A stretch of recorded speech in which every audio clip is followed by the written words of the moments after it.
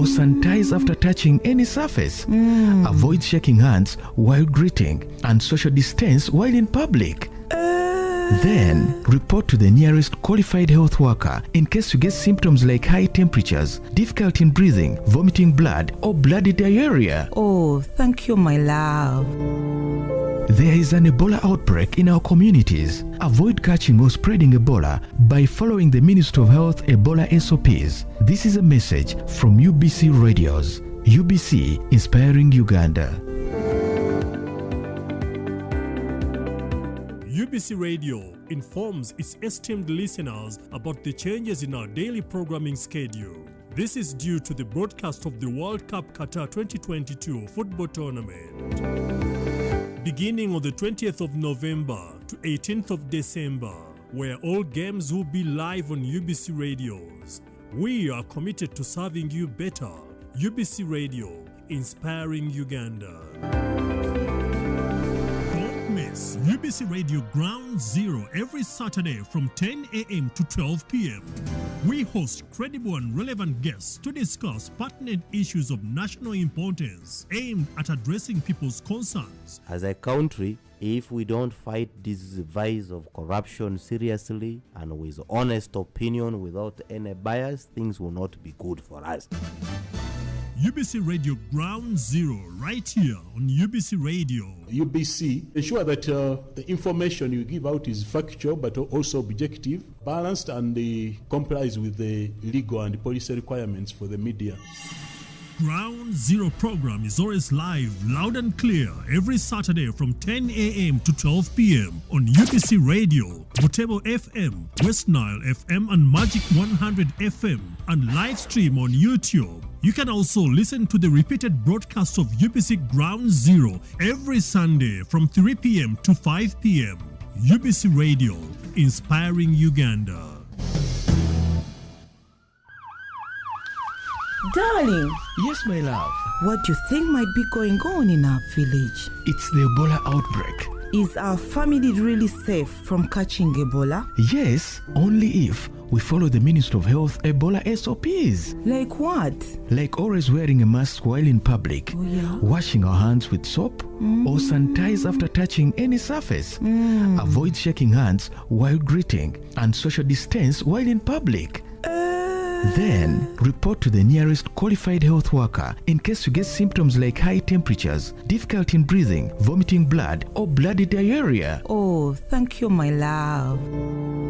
There is an Ebola outbreak in our communities. Avoid catching or spreading Ebola by following the Ministry of Health Ebola SOPs. This is a message from UBC Radios. UBC, inspiring Uganda. UBC Radios brings you one-of-a-kind World Cup experience starting from the 20th of November to the 18th of December 2022.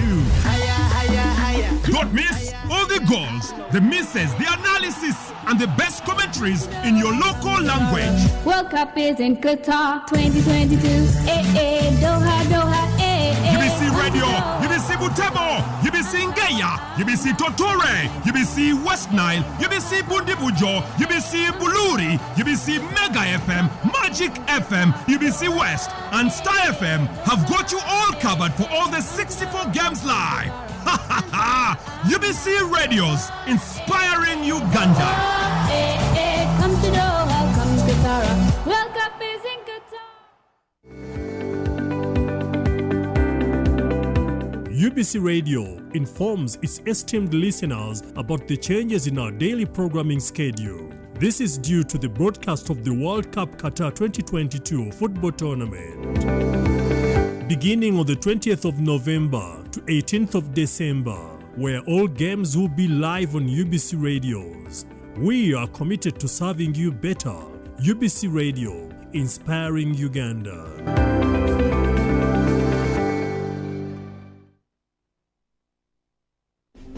Don't miss UBC Radio Ground Zero every Saturday from 10 a.m. to 12 p.m.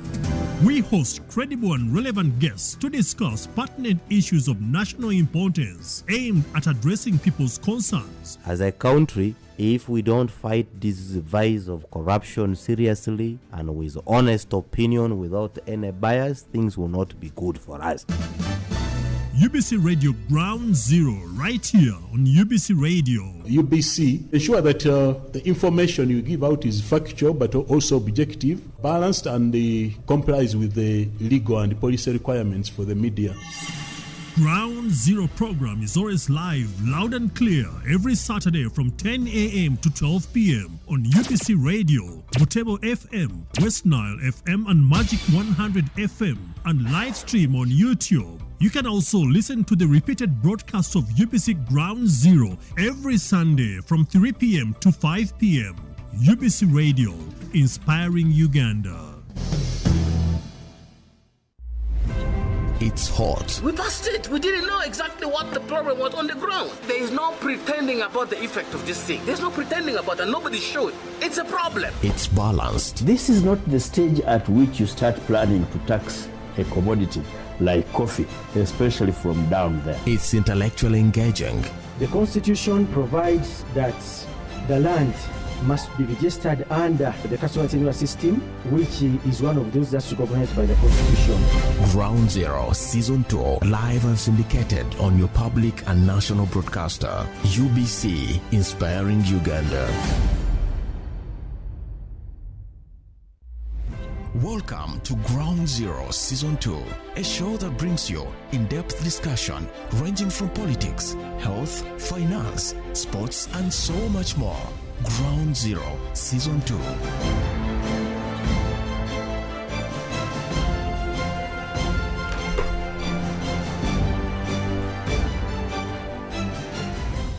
Hello dear listener, you're most welcome to UBC Ground Zero. We are broadcasting live on 4 radio stations covering entire Uganda, city to city, border to border. We make sure that we reach every corner of this country and the region of East Africa to make sure that you are informed, educated, but also transformed. Ampaire Amon Ortega is my name.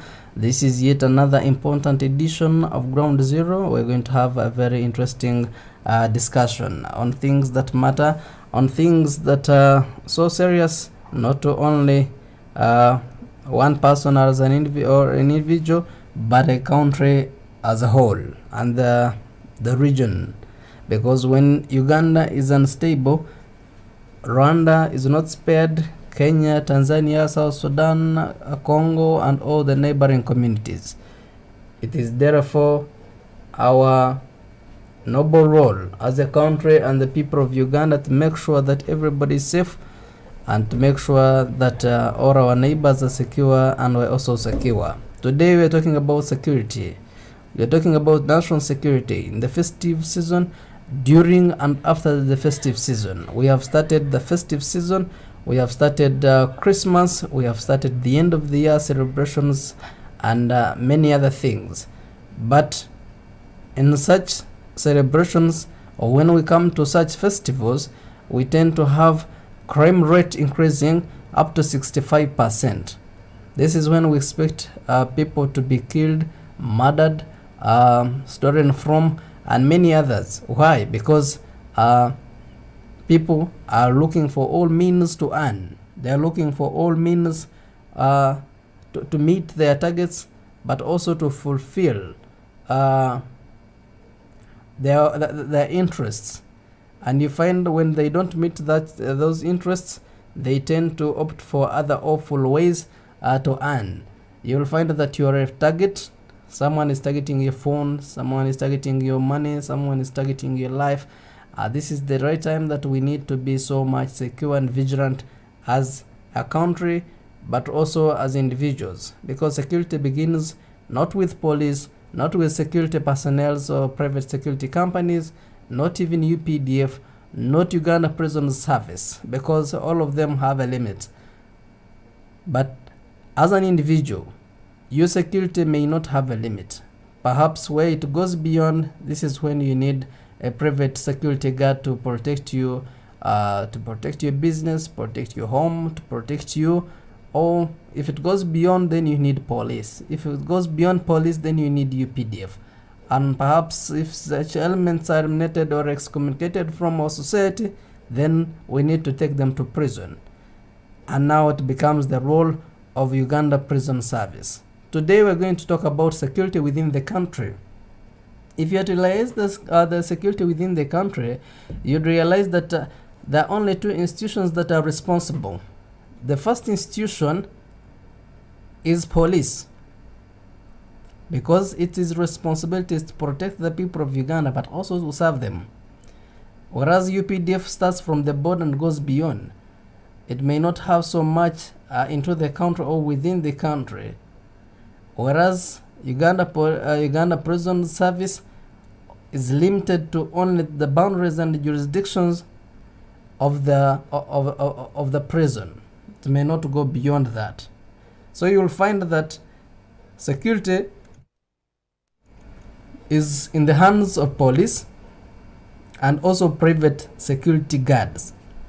At least wherever you go, wherever you are, in 1 kilometer, you will find a private security guard coming from a private security company. That means that the security of this country is so much into the hands of the private security companies. If you have heard of the killings that are taking place, sometimes come from them. Also, that also gives us a red flag, raises a red flag there, but at least they have ensured that the people of Uganda are secure. Your business, where you work from, is being secured by a private security guard. Whether you work in the bank, a mall, or anywhere you are, you find that there is a security guard or a police officer. So today we're going to talk about security that has been entrusted and invested in the two hands of the private security guards but also police. In the studios of UBC, I am so much honored and privileged to have been joined by a special team of guests who are going to share with us the security, how they have been able to meet the security threats, how they have been manning and been able to handle security issues in the country, especially when it comes to police and private security companies. You will find that police officers have made a vow to protect and serve the people of Uganda. And in that course of their work, they often put their lives in danger to keep citizens and communities safe. Working in small towns and also big cities where crime rates are increasing, people with career in criminal justice go to work and serve the people of Uganda but also protect their communities, because their mandate and main role here is the community engagement. So today we're going to talk about community engagement between police and the community and the relationship. But also we have the security boss here, a boss from private security companies, and we're going to have a very wonderful discussion, I believe. Allow me welcome them to this edition of Ground Zero. In the studios of UBC, I have Senior Superintendent of Police Donald Mwezi is coming from Uganda Police Community Policing, and I also have Grace Masiko, is the chairman Uganda Private Security Association, and we are discussing working with communities for a safe Uganda during and after the festive season. SSP Donald, you are most welcome to UBC Ground Zero. Thank you, the moderator and the listeners. Thank you, Ugandans. Like he has told you, I'm Donald Mwezi. I come from Police Headquarters, Community Policing Department. Most welcome to UBC Ground Zero. Chairman Grace Masiko. Good morning, listeners. I'm grateful to have joined this discussion. Interesting. I look forward. Interesting. This is UBC and we are live and clear on 4 radio stations. If you're in Kampala, you can put 98 FM, that is UBC Red. If you're in Arua, you put 97.4 FM. If you're in Lila, you put 99.4 FM. If you're in Butebo, we are on another radio station called Butebo Radio. You can get us on 96.9 FM. If you're in Soroti, you put 98.4 FM. If you're in Arua, you put 95.5 FM. And we're also live and clear on another radio station called Western Nile FM on 98 FM. If you're in Karamoja sub-region, Lango sub-region, Teso, and northern parts of this country, we're also live and clear on UBC, Magic 100 FM. In the central parts of this country, we are connecting to all corners of this country, working with communities for a safe Uganda during and after the festive season. Let's start from there. Afande Donald, what do you do in that very department that you just mentioned? How far have you gone with the security of this country? Thank you, the moderator. Like I've told you, I come from community policing. Community policing means community and the police. One, we agree and accept that security is not a monopoly of police. It's a teamwork. It's a stakeholders thing. Everybody must participate. That's why we encourage the community and the good members of the community, not necessarily everybody in the community, to be involved in policing on how your area police should do things. Because at the end of the day, we are all scoring in the same goal. You have the LOCs, you have the religious leaders, you have security, private people like my colleague here. You have all sorts of leaders. Apparently, everybody in the village is a leader. You're either a leader for the youth, for the women, for disabled, you're a counselor, you're for a certain party, you're a pastor. So in every capacity, you're responsible. And when you're a leader, security is on top of your to-do list. So as a department of community policing, we want to close the gap utilized by the criminals, the gap between the public and the police. In times like we are in now, where we have World Cup finals, where I think every old Ugandan knows what happened some years back on a day like tomorrow, in the times of Christmas, times when people come from abroad and come to happen here, when people go to the villages, when different categories of people are happy, we request the public to join police to do three things. One, to identify the problems in that village, in that community. Two, to find permanent solutions. Three, to partner with police where we can't do things, where we can't reach, where we can't have resources, where we can't have enough fuel. The district chairperson can have a small budget for patrol, sub-county community can put up a motorcycle temporarily.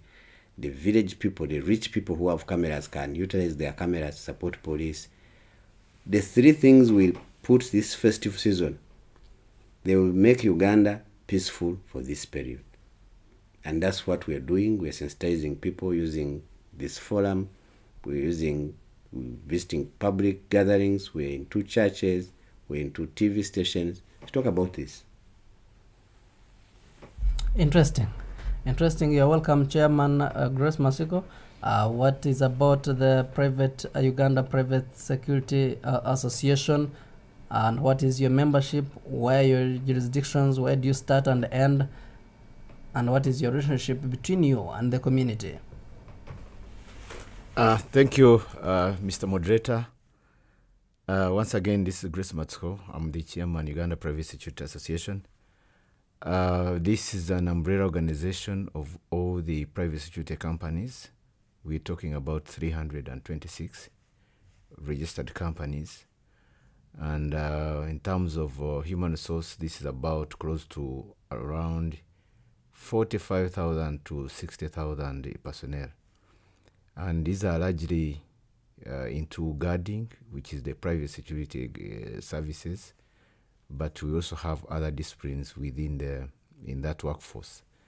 Auditors, human resource managers, cashiers, engineers. And so how we interact with the police is with the public is we are mandated and supervised by the Uganda Police Force to carry out that mandate of protecting lives and property of Ugandans. We basically supplementing. We are not an alternative force, but we just supplementing the Uganda Police Force to execute its mandate. And working with the public out there, you are our strength. You give us the money because you pay for our services. Our relationship between us and is basically contractual. You pay us and then we also give you the services. But also on the strategic level, on the national strategic level, and I think that's why government mandated us, is that we should do work which police may not do, or that we free up police to get involved in other national requirements, security requirements, of course law enforcement and all that. So we basically plug that gap, and we as we are doing that, so we give room for police to do other things. But as you also notice is that we're a big force, and if you are, wherever you are, those who are listening to us, every part of Uganda, from Kotido to Kisoro, from Mbale to Burisa or Arua, you will notice that the first point, what would be a resemblance of a security organ next to you is a private security guard, because you will appreciate, listeners, that the Uganda Police Force is not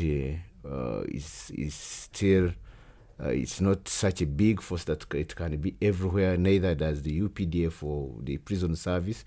So, but you find that where we are almost in every part of the country and every part of the lives of Ugandans.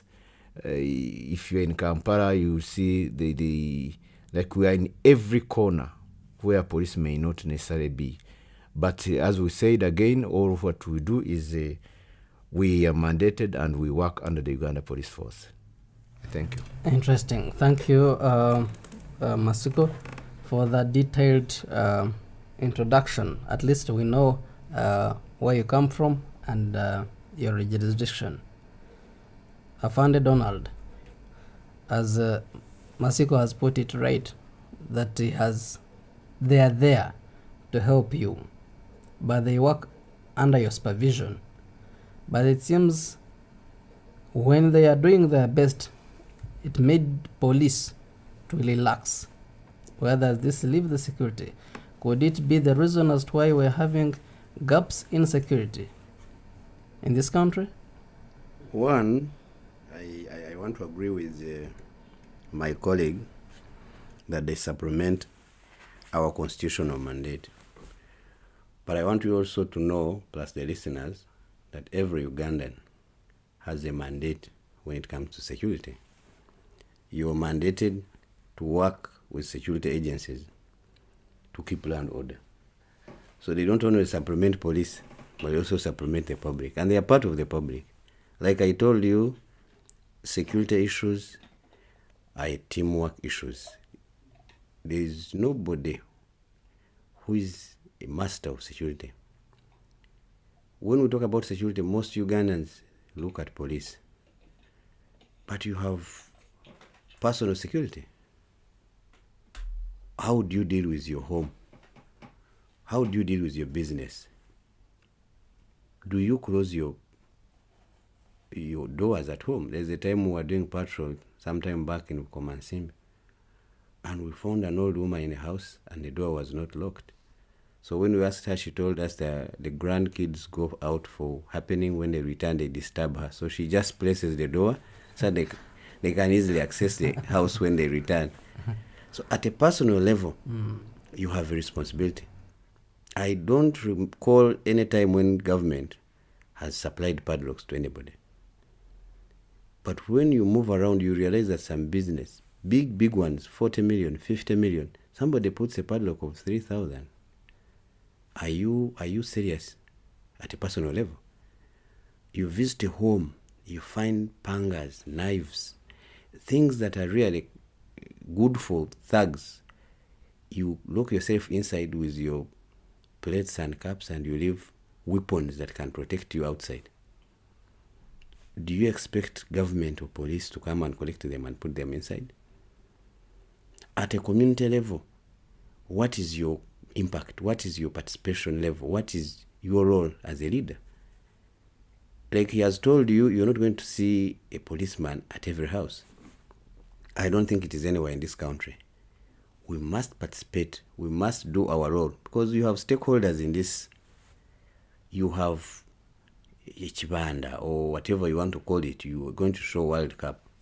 We cannot supply walkthroughs. We cannot supply cameras to every place. It's your responsibility at a personal level, as a businessman, as a family man, to put a resemblance of security. It is from that point that the government, or police in this case, that will start from at a national level. So we call everybody to do his part, because I have told you the Constitution gives you a mandate to support us. So how do you support us? How do you support police? You who is listening to me. You won't have a police officer in your bedroom, because we know and we've heard and seen men kill their wives. Will you blame that for police? We're not going to have a police officer attached to each body's bedroom or bed. How do you appreciate security in your area? People come, buy land, put up houses, steal, and you don't know their names and you don't know what they do. You're a landlord. Somebody is paying you every month. You don't know what that person does. No registration in your village, no community sensitization, no security meetings. Day one, the month ends, the year ends, and you're able to sit and blame police for gaps in security.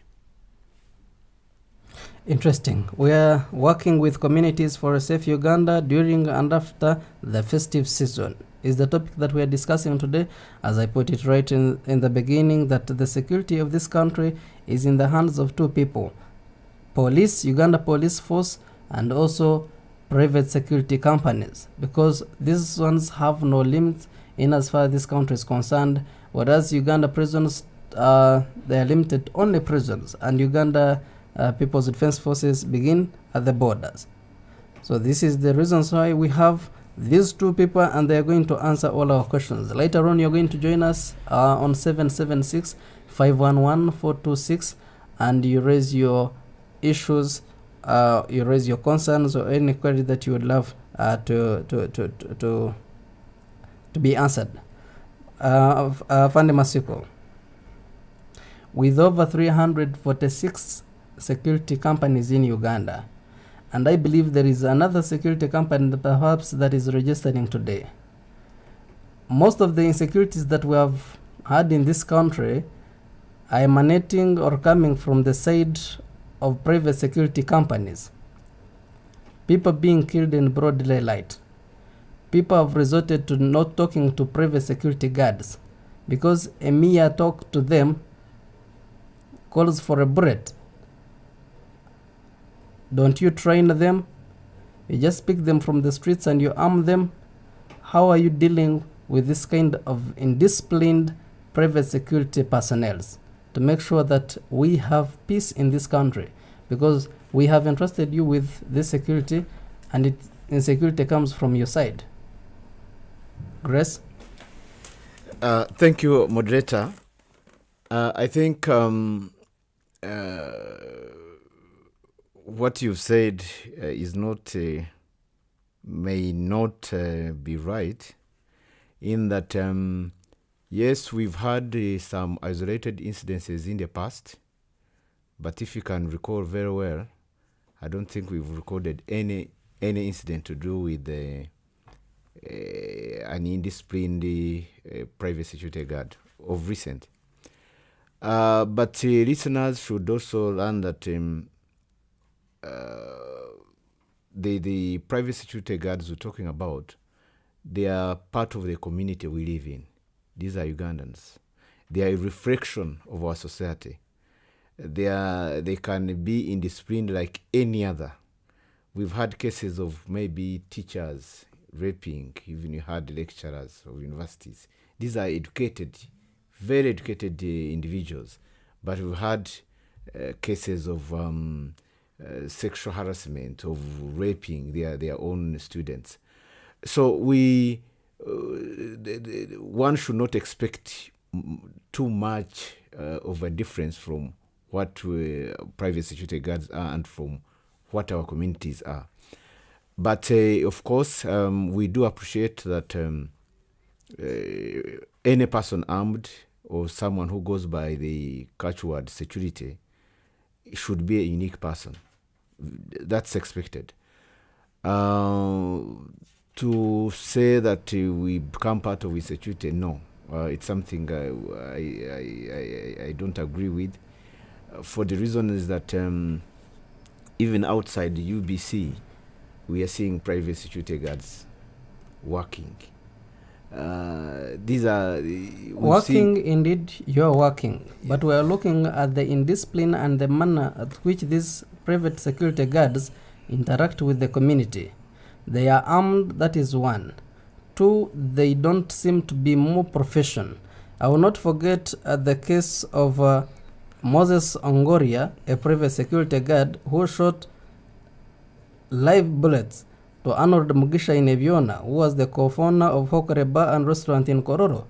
I think you must know that case, and so many other cases. Mr. Moderator, I think, as I said, these are isolated. We also do appreciate that having such a large force, we're talking about 60,000 personnel. You don't expect to have everyone disciplined. The same way we're having other sectors of other professionals. We still regard those as isolated, and also that the good thing is that a case like that one was the person was arrested and taken to court and even sentenced, which came as a living example to the rest of the serving private security guards. But by and large, I think we have done our best. Otherwise, if we were to be classified as indisciplined, then we will not have us guarding every institution of this country. We've seen private security guards guarding banks. These are sensitive institutions, embassies, VIPs, hotels, hospitals, schools. We are guarding oil pipeline at the moment. The construction, if you went down to the Albertine region, all those areas are largely under the private security guards, including the exploration stages. So these are very sensitive institutions that I don't think if we to go by the categorization of being disciplined or unprofessional, the people entrusting us with such missions would not be calling for our services. We've also seen situations where guarding even ministries. So, we can regard such cases of indiscipline, of such cases as isolated, and the good thing, the law has taken its course. But also that we are aware that the public has got some concerns which we have really worked on.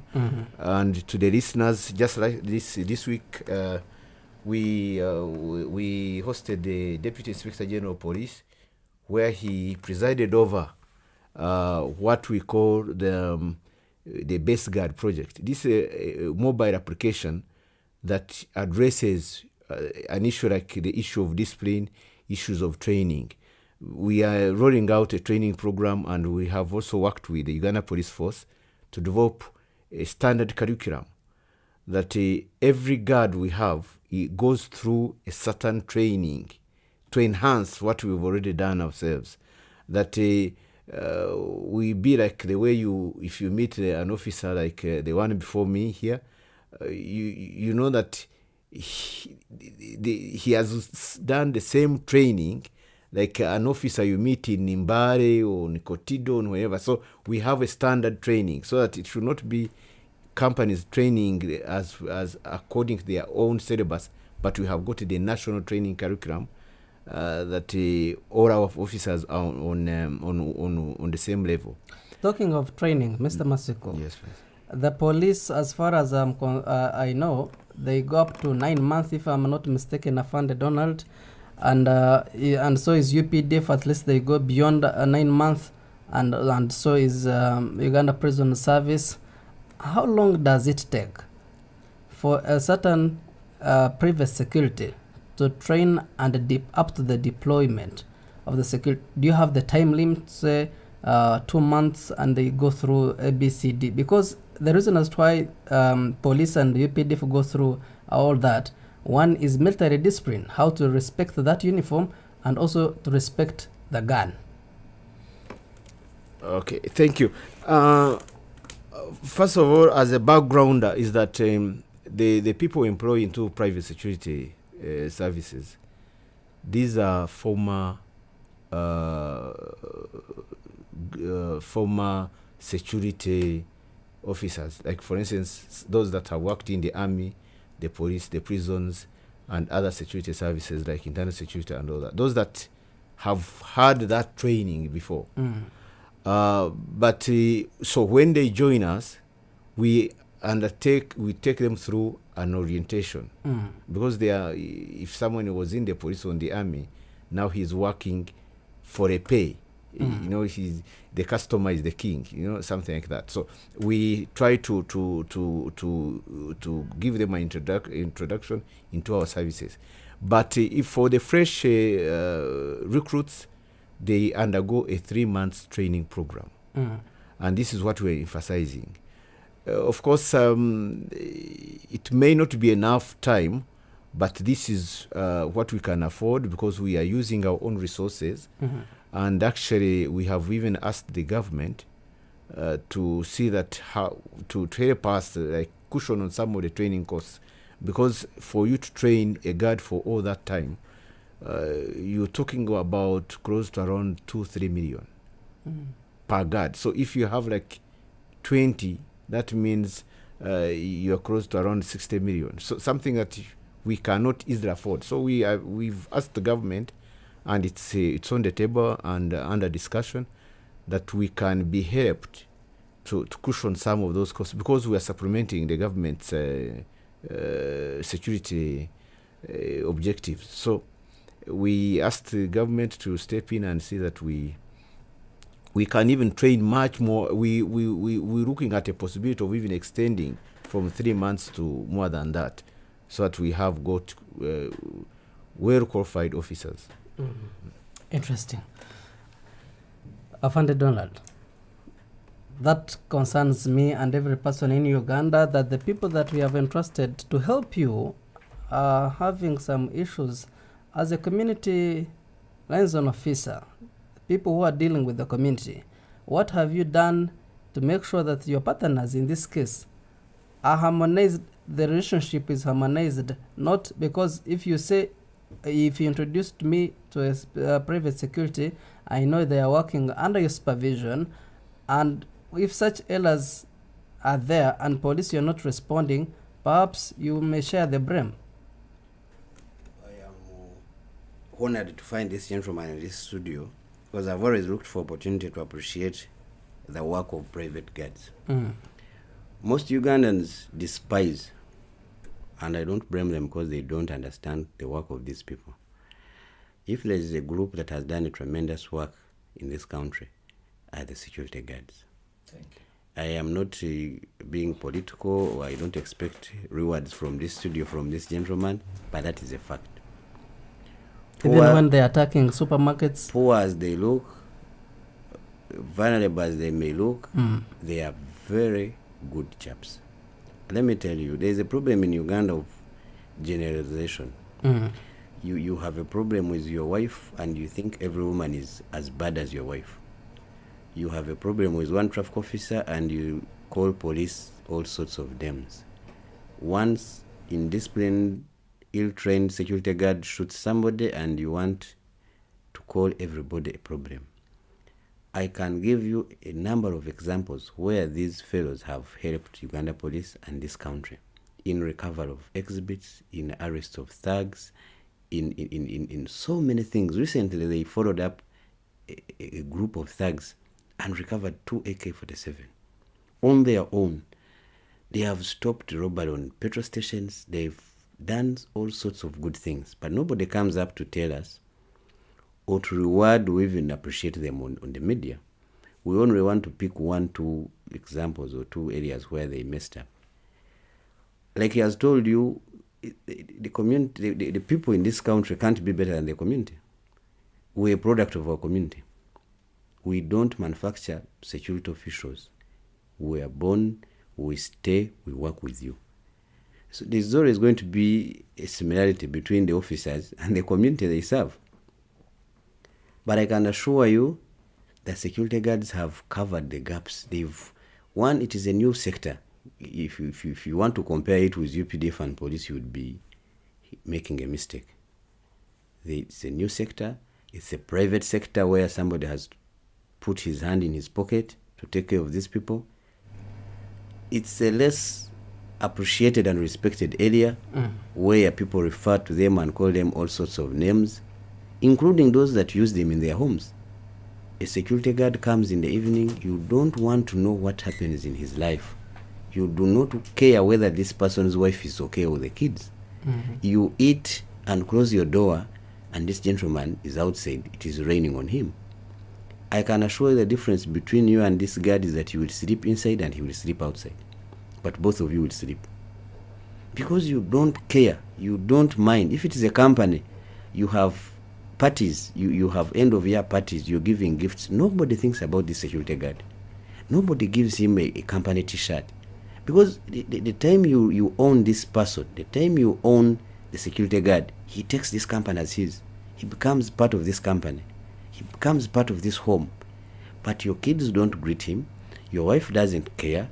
Your housemaid eats better than him. You do not care whether he comes drunk, tired, sick, or not. You just want to see your gate open. You open your door, you enter and close yourself inside with your family. But this human being, whether he's paid or not, that is another issue for another day. He's there to stop people from harming you. Is he not part of your family, for God's sake?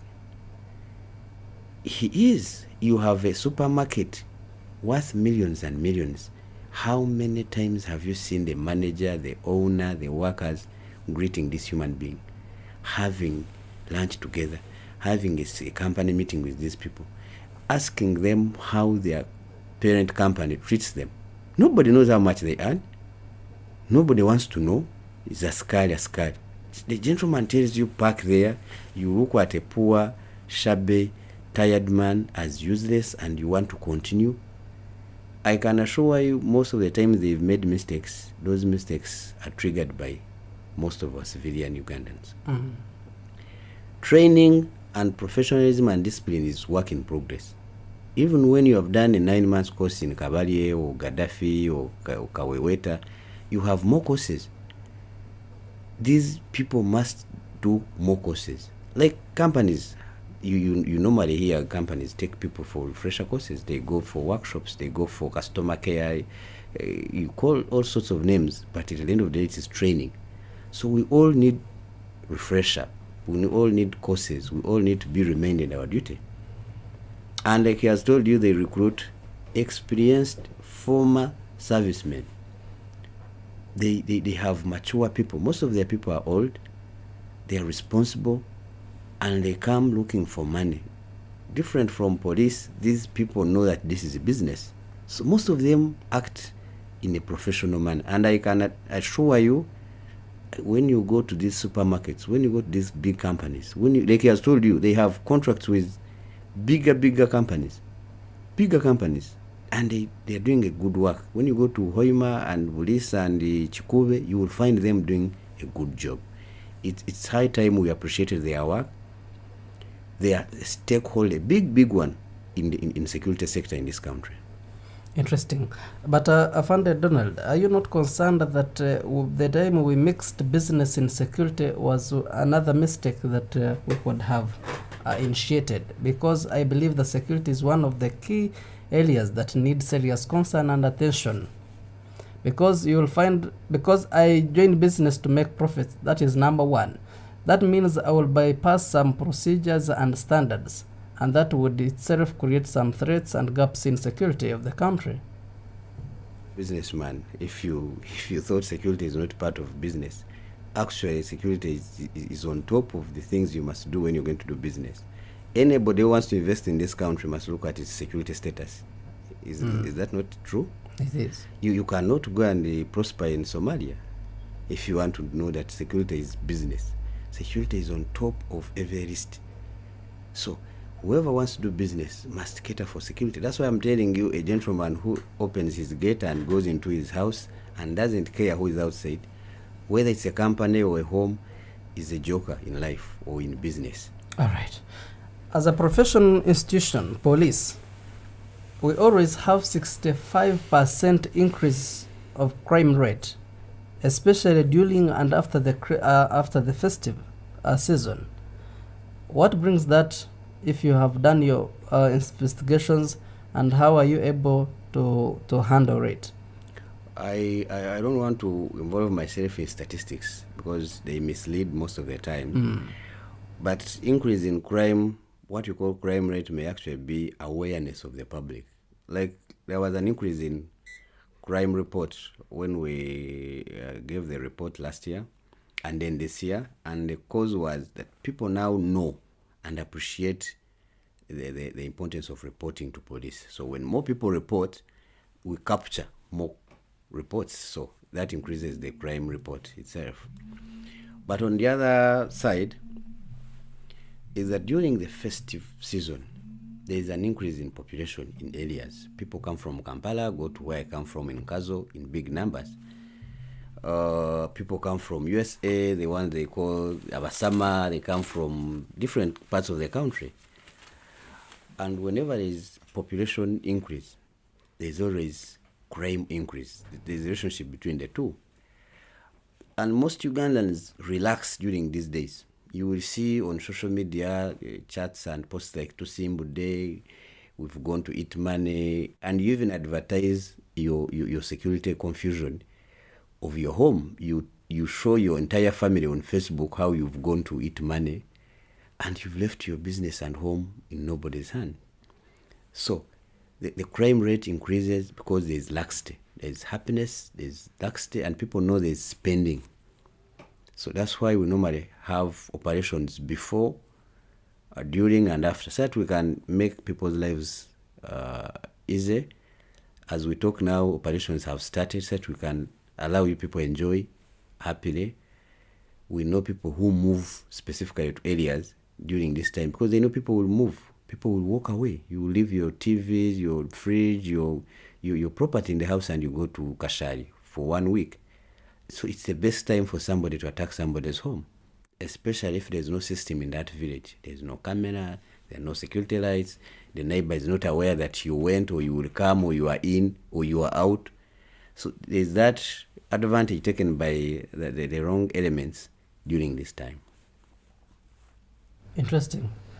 Private security companies, what are most of the security threats that you have encountered as an institution, because you're so much close to the public and community than even police, because 1 kilometer you'll find 2 security guards? How are you able to tap into these opportunities that you have, but also to meet the security threats in our communities? Grace? Yeah, thank you. As you may have followed recent, there has been cases of some criminals targeting private security guards on duty, taking away their guns and even at times killing them. But it has also graduated again to even police and the army, as you have noticed. So we are not alone into this situation. But what we have also, working with the Uganda police and other security agencies, we have devised means. One is that we have stepped up our vigilance, and also for the listeners out there, we have also sent communication to you that we no longer deploy one guard at sites, so there must be two guards, one to back. They should back each other in case of any threat, and that's why of recent we have seen a decrease in attacks on our guards. I can also use this opportunity to again appeal to the public, please adhere to the directive by the police and our communication to you that we must, if you are to have adequate security, we must have two guards. Of course, that means an extra cost to you, but still, a cost should not be above the life of anyone. And also, of course, you know that if a guard is attacked, you, the person who has also employed the services of that guard, you may not be safe. So the threats are still on, and I'm grateful that the security agencies have really worked so hard, and they have tracked, as you recently noticed, that a number of those that have been behind that crime have been arrested. But still, we are not letting our guards down. We must remain vigilant up to the end of this, and it will come to an end. But also, members of the public, I appeal that please do work with us for our guidance, because in most cases we find that when our guards or the companies that have employed their services have working with them, when they advise, some members of the public don't appreciate, don't even they think it's something that they tend to ignore. But please do work with us, listen to our advice, let's share ideas, let's step up. And as my colleague here in the studio has said, security is not for only the state or the private security companies. No, the security is for everyone. What have you done to ensure that this country is safe on a personal level? Or if you look at your home, what have you done? You are safe before you even involve the private security companies or the police. What have you done to ensure that your home is safe? So, and at this time, we have also sent out to communication to all the private security companies, information which has also trickled down to our private security guards, that we have to be alert.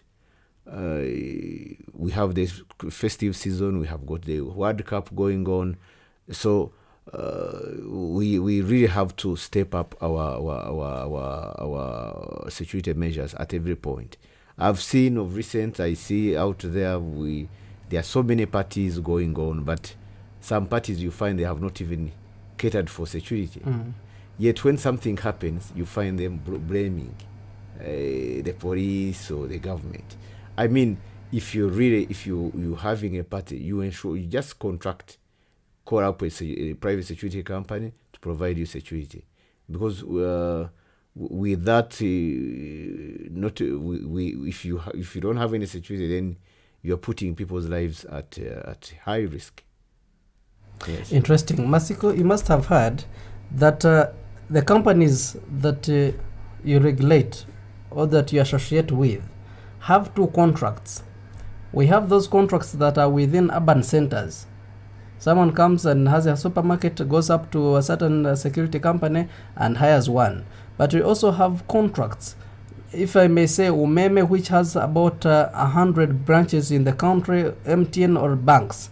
So in most times what happens, when we have far distance sites and deployments, we tend to send a guard there. Let's say in Kabari, if there is any MTN shop there, if I may use an example, and my security company is here, I just entrust with this guard a gun and goes up to Kabari. I have no fuel to go and supervise him. I only have a phone that I will use to know what is taking place on that very site. This person stays with the gun from Monday to Monday, January to December, all the time. He has the capacity to use this gun anytime he wants it. Don't you think this in any also increases security threat and crime in communities? How are you able to supervise and regulate such companies that which are under your watch? Mr. Moderator, what you're stating is not right. In the first place, you're not aware that there are such contracts of that kind? No. What we know, this is just a generalization, and again, misinformation out there. What happened is that there is no I have a private security company, but I just don't operate everywhere. Where I do operate is where I have a branch. Now, this branch is supposed to be the central, the nearest place to a deployment. For instance, I don't have guards, for instance, in Kabari. Why? Because I don't have a branch there. But I have guards in Barara because I have a branch there. And secondly, when you are to deploy, the first call, point of call is the nearest police station. That's where we first report. And now the directive is that you cannot send one guard to that far distance. You must have, in the first place, the DPC, the district police commander there, must establish whether you have a branch there. Why should you have a branch there? Is because it helps in supervision of that of the guards, the storage of the weapons you are deploying there. And addresses issues of welfare. How often the person gets his salary, or if the person gets sick, how is he going to be relieved? For instance, so we cannot just operate like that. But you're also aware that in some sites where you deploy, you will find that because you lack a labor force, you will deploy one person to work in the night, but also work in the day. When will this person take the gun to the armorer? Okay. In the first place, I think again that is misinformation. We've had some rare cases of that nature that a guard works day and night. That's why we're also asking. This is a collaboration between the private security. The guard sleep on duty. Yes, we the private security companies must collaborate with the public. If the public identifies such a case, please do raise us, call us, or even inform the nearest police and say, this guard, I saw this guard yesterday here, at night he was here, so this guy is not. But also, we also appeal. Am I not entering in someone's business? No. I mean, it's a collaboration. This is a public engagement we are talking about. You, the public, also help us to identify if there's such a case. For instance, I want to commend a member of the public one time. He called us. There was a lady who had deployed at a bank with a baby. So immediately this information came up, we raised, but also discovered the guard, the female guard, had forced herself to work. She worked with the supervisor. She didn't want to. She had asked for maternity leave, but she also reported on duty to ensure that she gets extra money. So that's the sincerity of some of these cases. So, but again, if the public out there identifies such a case, please, that a guard is on duty day and night, please raise it. But also, I know some guards even listen to some of these radios. If you are being treated the same way, please raise it. Alert the nearest police. Call your supervisor or ask the private security companies, the organization. We are just opposite URA at the Global House. That's where our offices are. So if there's any issue, please do raise it, then we get to know.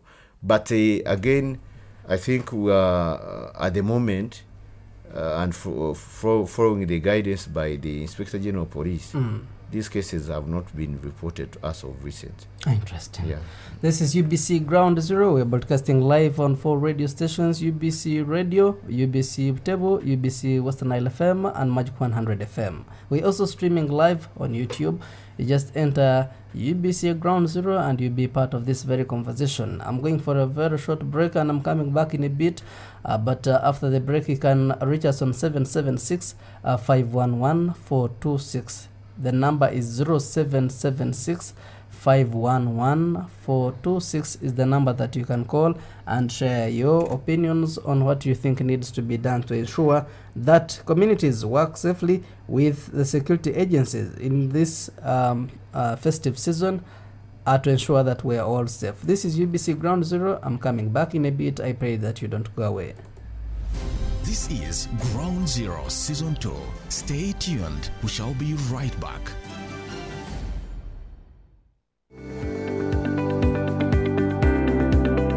UBC Radio informs its esteemed listeners about the changes in our daily programming schedule. This is due to the broadcast of the World Cup Qatar 2022 football tournament. Beginning on the 20th of November to 18th of December, where all games will be live on UBC radios. We are committed to serving you better. UBC Radio, inspiring Uganda.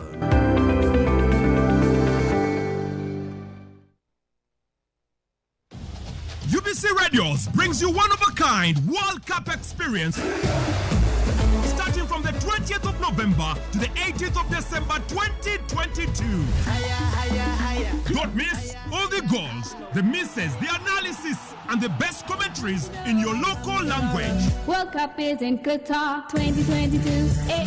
Doha, Doha, UBC Radio, UBC Butebo, UBC Ngeya, UBC Totore, UBC West Nile, UBC Bundibujo, UBC Buluri, UBC Mega FM, Magic FM, UBC West, and Star FM have got you all covered for all the 64 games live.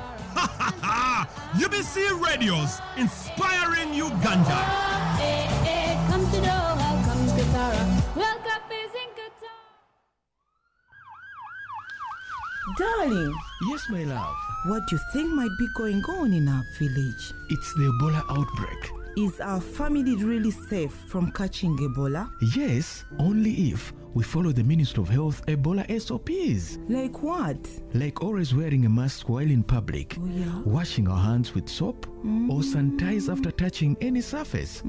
Avoid shaking hands while greeting, and social distance while in public. Then, report to the nearest qualified health worker in case you get symptoms like high temperatures, difficulty in breathing, vomiting blood, or bloody diarrhea. Oh, thank you, my love. There is an Ebola outbreak in our communities. Avoid catching or spreading Ebola by following the Ministry of Health Ebola SOPs. This is a message from UBC Radios. UBC, inspiring Uganda. It's hot. We passed it. We didn't know exactly what the problem was on the ground. There is no pretending about the effect of this thing. There's no pretending about it. Nobody showed. It's a problem. It's balanced. This is not the stage at which you start planning to tax a commodity like coffee, especially from down there. It's intellectually engaging. The Constitution provides that the land must be registered under the customer tenure system, which is one of those that's recognized by the Constitution. Ground Zero Season 2, live and syndicated on your public and national broadcaster. UBC, inspiring Uganda. Welcome back. Ground Zero Season 2 continues. Welcome back from that very short break. This is UBC Ground Zero. Ampaire Amon Ortega is my name. We are discussing working with communities for a safe Uganda during and after the festive season. In the studios of UBC, I have Senior Superintendent of Police Donald Mwezi is coming from headquarters of Uganda Police and the Department of Community Policing. I also have Grace Masiko is the chairman Uganda Private Security Association. We are live on 4 radio stations and also streaming live on YouTube. It is the right time that you raise Your concerns on 776-511-426. UBC Ground Zero. Hello? Hello, you're live and clear. This is Michael from Maracha. Maracha. Yes. You're most welcome. Thank you for the show. Most welcome. Do that this talk show. You are clear? Your concern, please. I have two concerns here. Someone is trained for. Yes, you speak. Yes, we are getting you. Yeah, I have two questions. Please. One is, someone is trained for 7 months, and they return to the place of work. His conduct is terminated. Is it good for the security person to come and serve at the level where he is? Two. Your second concern? Second concern is, I've been working as a security guard in Fort Portal, but currently I'm in the village. I was abandoned in the place. I forced myself to come home. From there, they said that I should be signed for 36. Is it good? You were abandoned by who? By the security company that had deployed you? Yes, the security group was called Blue Hako. Why were you abandoned? Yes, I was abandoned, and it has lasted already. That's why I left the place. Then I joined the Movit, whereby the conduct is terminated. Were you abandoned while you were on duty and you had a gun? Yes, I was abandoned while I was on duty. Where did you put the gun? Then I forced myself to come to the place where Blue Hako was. Then I signed all the contracts which I have. I terminated them. All right. Your concern is going to be answered by the experts in the studios. 776-511-426 is the number that you can call right now and raise your concern. Uganda is listening. Yes, morning. A very good morning to you. Your name and where you're calling us from?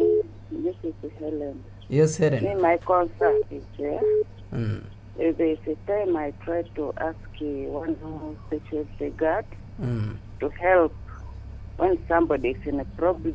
He just told me that for them private guards, they are not supposed to go beyond where he or she is deployed. Then the next one is about those who go in for security guard.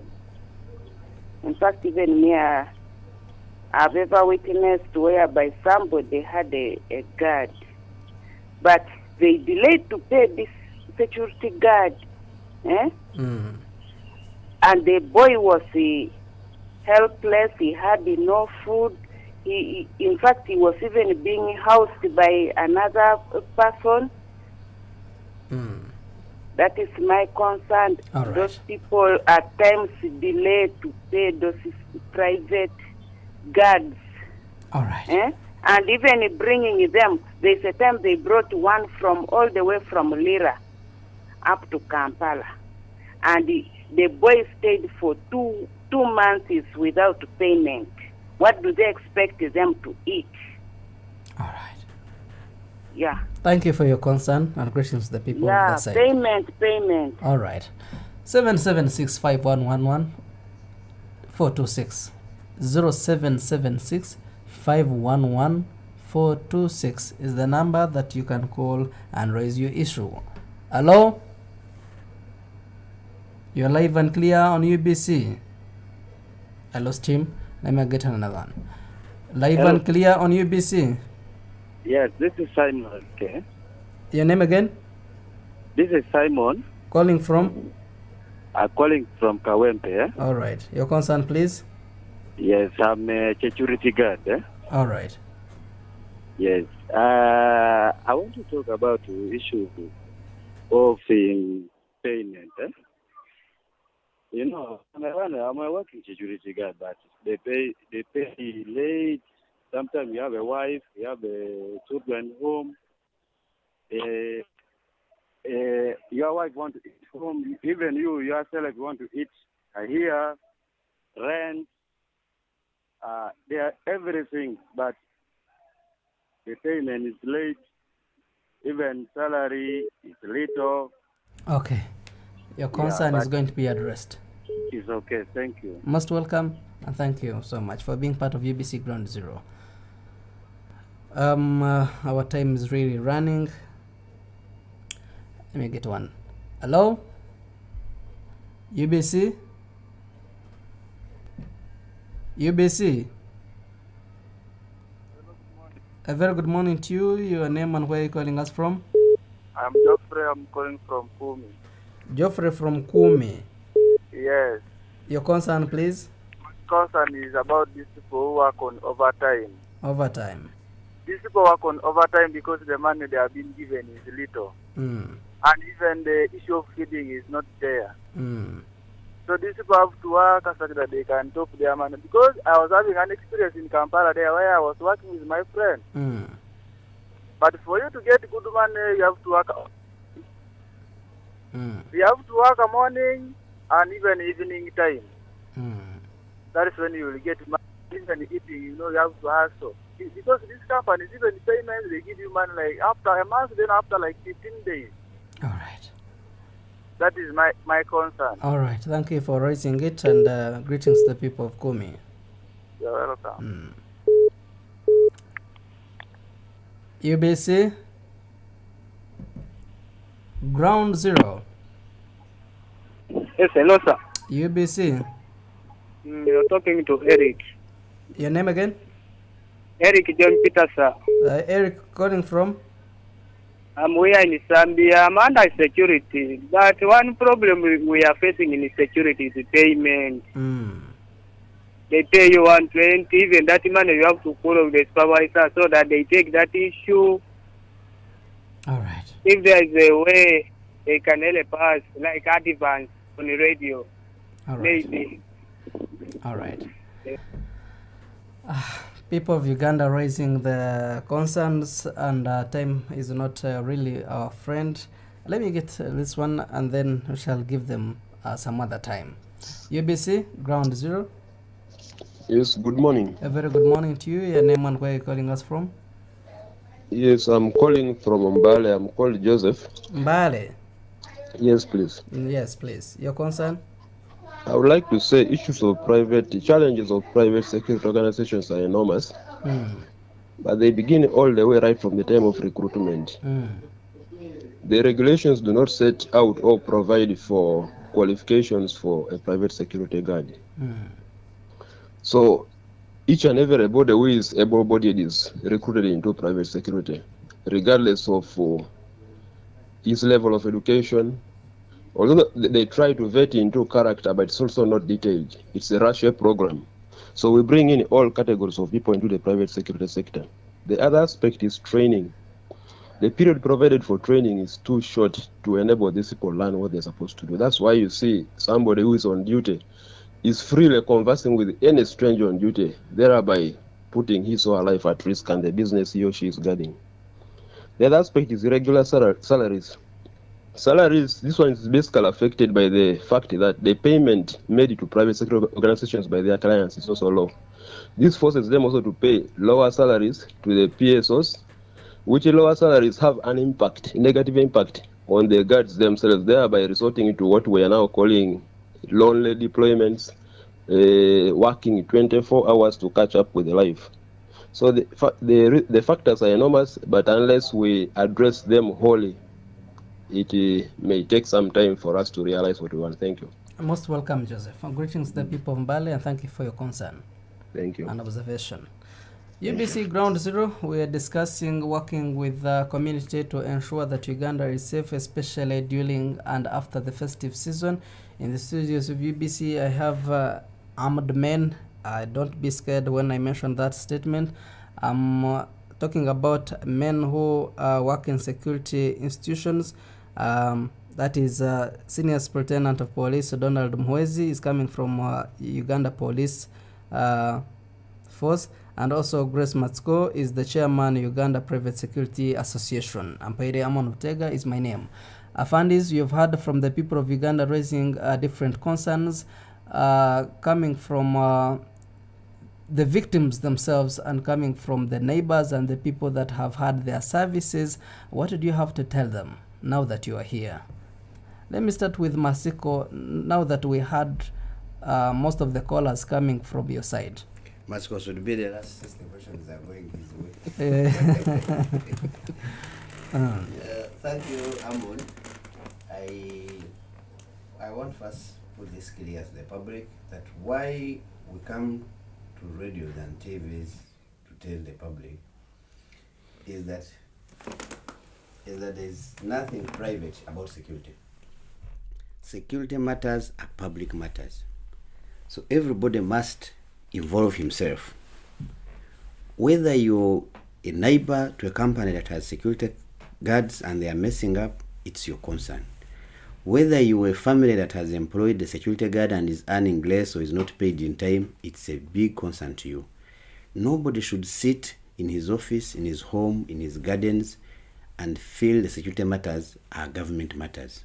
That's why we come to talk to you. Otherwise, if they were really private matters, we would discuss this with our guards, with our police officers, in the training schools and stop there.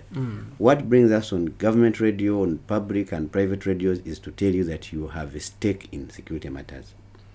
Number two is that what these people are raising would be the same issues raised by any other institution. If you brought teachers here, if you brought doctors, if you brought workers of Airtel, MTN, if you brought bankers, they would raise the same matters. They would tell you salary delays, they would tell you working overtime. They're the same matters. You won't get anything new if you brought a different company here. Number three is that nobody joins, I can assure you, nobody joins a company without knowing what happens there or how much they're paid. And nobody should raise this as a matter to mess up his job or security in this country. That I am paid less money as a police officer, I should go on the road and extract money from much less vulnerable people who don't even earn. How about in the circumstance where I'm not even paid that little that I'm supposed to get?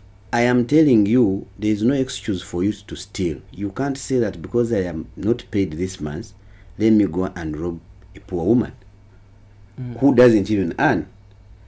Two, we've seen highly paid. Maybe I will rob a rich one. We've said that is a different matter, but we've seen people on the road, and people claim that people who are highly paid also involve themselves in their work, robbing, corruption. So the matter of payment may not actually raise a big issue here. We know people who earn millions. We know people who have contracts, but they don't know why they are paid to do that. Someone takes they're still stealing. They take an entire road when you are a manager who earns millions. Yeah, true. So you can be appreciated. That's why I'm saying, as I conclude on this, that if you have a guard, that guard belongs to your company. If you have a guard at home, that guard is part of your home. If you're eating, eat with him. You may be paying the company that brought him. You may be paying for his services, but treat him as your own. If you have 100 million in your home or in your company and you're counting that man, and the security guard who did not get payment that month is looking at you, you're actually tempting him. If you don't own him. If you have an OC in your area, you have a post or a station, and it is Christmas and you're a rich man near that post and you're busy putting pattern calling your other rich people, and you do not take a single bunch of matoke to that police, you're a disservice. You don't know the meaning of security. Own security apparatus around you, because I've told you, for you to do business, security should be on top of the list. Interesting. Matsuko? Thank you, listeners. I'm glad that you tuned in and you're listening and you're following. Given the intensity of calls we've received, I thank you that you have a lot of interest in this program. Most of the questions they are largely on welfare and whatever. But just to start with, the last question by Joseph, you're talking about, I would imagine that you are even part of private security from what you're saying. But members should know that one, this is a shared responsibility. We are in a party season. When you look at what is always budgeted for, of all the things, you even find people are just putting these flowers, party poppers, whatever, MCs. They put a huge budget. But when it comes to security, you find that a budget of around 100 million, someone budgets like 50,000 for security. So I think that's where we go wrong, and that's where the problem comes in, because we are a service that is supposed to be paid for by the public out there. But if you don't put the resources, you don't plan, you don't budget. When you are budgeting, you look at security as a periphery subject. Then we know that we're making a big mistake. Now, we've had a temptation by some of our members to even lower the cost of their services to their disadvantage, because they want to survive, and the public pushes them to do that. Of course, it's wrong, but we need to start budgeting for the services. The more the public out there pays us, the better we also reward our workers. But if you don't expect us again to deploy someone you've given me, say, 300,000, then you expect me to give the 300,000 to the guard.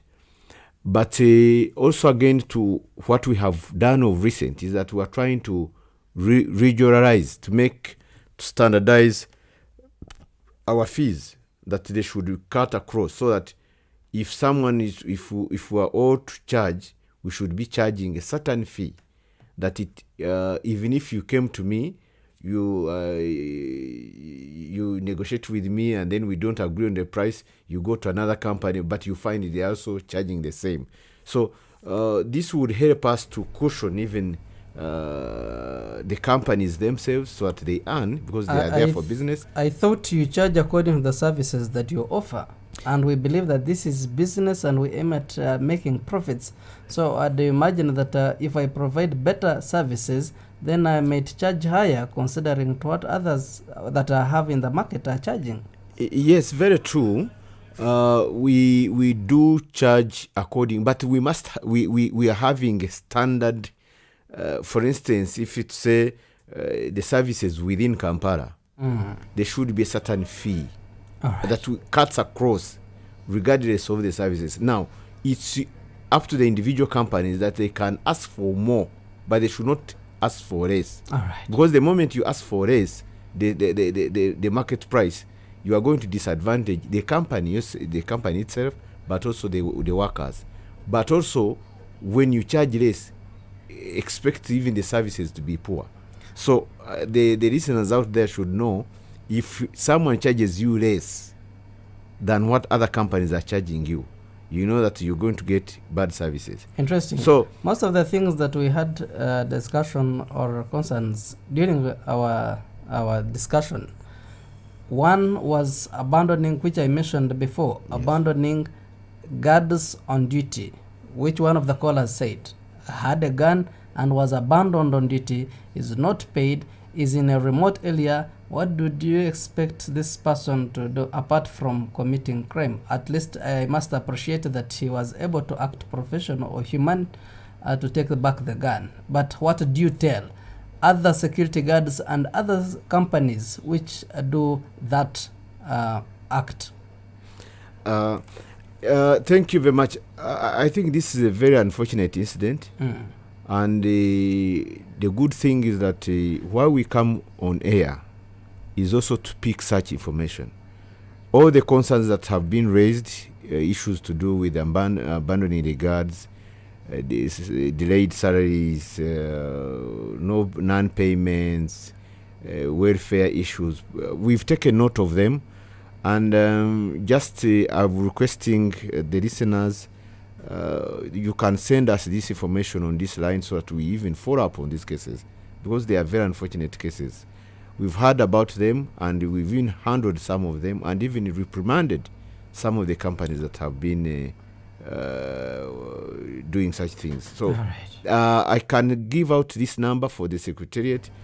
Please do call it, and respectfully call it 0782 068 902.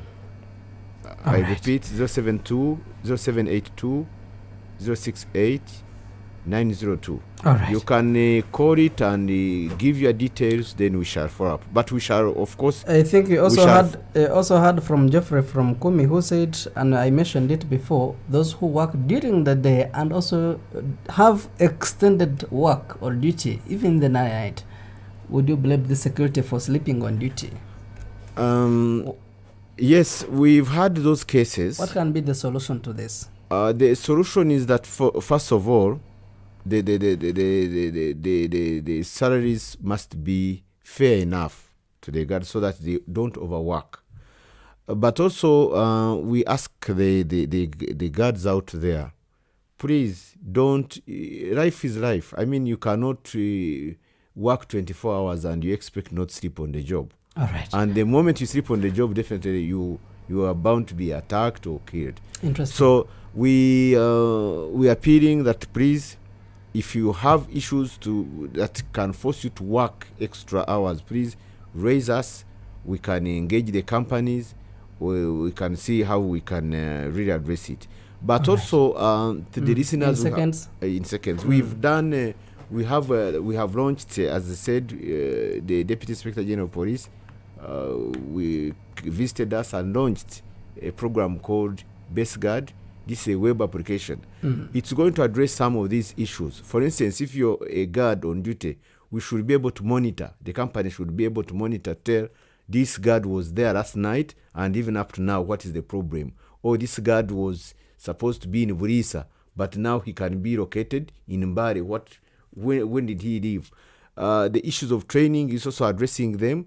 It will be able to tell you that this person, if you've been sent on training for 1 month or 2 months, the system will be able to monitor your activities until you leave the training and you're able to be deployed. So please, members, the listeners out there, if you have any concerns, please contact us and then we attend to them. Interesting.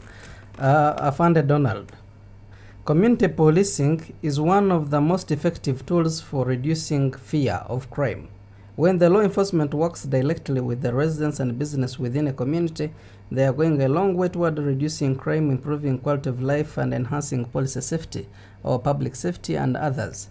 But as a community policing, how are you ensuring that people don't fear you and don't fear crime? One, we are here. I am here with you. I am here talking to the public, which is a sign that they have a stake in this. And when there's a writer who said information is power and lack of it creates fear. Most of the people have no information about how we operate. And I encourage the public to walk to police, any nearby police station, and find out. Don't go to report a crime, don't go there to complain. Go and find out what happens at the station. How do we work? How does traffic work? How does CID work? How do you report a case? Most of the people don't know how to report a case. People pass around the station and they complain and talk about what has happened to them and walk away. The procedure of reporting is huge, and people should visit police stations like they visit any other institution for knowledge. Interesting. Because when you have information, you have power. Okay. But I will come back to that on the safety and protection of the whistleblowers. But I will come later on that. If you met 10 people and you asked them, a number of them will tell you that instead of meeting a police officer in the night on my way home, I'd rather meet a private security or even UPDF. Where does this leave the relationship between you and the residents and the people that you serve? that one person you meet at night and tells you that is a criminal, because the other group rarely deal with criminals. So if I was a criminal, I would rather meet another person than a police officer. Back to that point, I can assure you that's a very old narrative, and we've reduced and moved away from that narrative to a new narrative. If you visited a police station today, you will realize that the story is different. We're a government institution that is more visible and closer to the people than any other institution. Sometimes we even deal with things that don't concern us, or they are not within our scope. Electricity has gone, power is not there, the road is bad, the school has demonstrated. All these things people think police should answer or has a solution for them. If you go to what we own as property of police, land, structures, motorcycles, most of these things are given to us by the public. The most recent proof that the story we're talking about is an old one is when we decided to close our police posts, to merge them. The cry for the public to have their stations remain was too loud, and it was a testimony that people are in touch with their police stations, and these stations are helpful and police officers. Otherwise, when we closed, people would say thank you very much for helping us and taking away the wrong people. But people are saying leave our Perhaps police you station. being there, the stations being there, perhaps others were treating them to be a rescue point, but others were scarce. You see, but the police stations that don't work, what works are the people. It was not about the building, it was about the police officers. I found it, Donald. Okay, you're concluding. The number of police officers who go out of the way to mess up with the public, and anybody who defends blindly police would be a wrong person. Like any other institution, I always give example of a honorable member of parliament who boxed a police officer. We have high respect for members of parliament, but you saw what happened. We normally discipline, we normally punish, we reduce ranks, we put people on katebe, but the problem is that we don't get back to the studio to say Muhwezi was punished, Muhwezi lost a rank. So we we have internal mechanism to put our officers back online, and heavy punishments. I can assure you, every police officer that is listening to me knows the repercussions for messing up with the public. But we are in Uganda, like the gentleman told you, we're a product of our community. Corruption takes two ways. You give, I ask. If you don't give, I don't get it. I was coming to that. Kintu Kidogo seems to have taken you out of line of duty. You go to any school, boarding school, when it is not visitation, and you see if you will access that gate. The gatekeeper wants somebody to talk to him. The class teacher wants somebody to talk to him for your kid to be cared for. So you get the voice from the community itself. I am saying we must fight this as a general issue. Go to your homes, go to other companies, go to land, go to Ministry of Internal Affairs for a passport. We need to have information. Most times corruption affects those with less information. You don't think you can walk to a police station and talk to DPC. You don't even have the number of your area OC.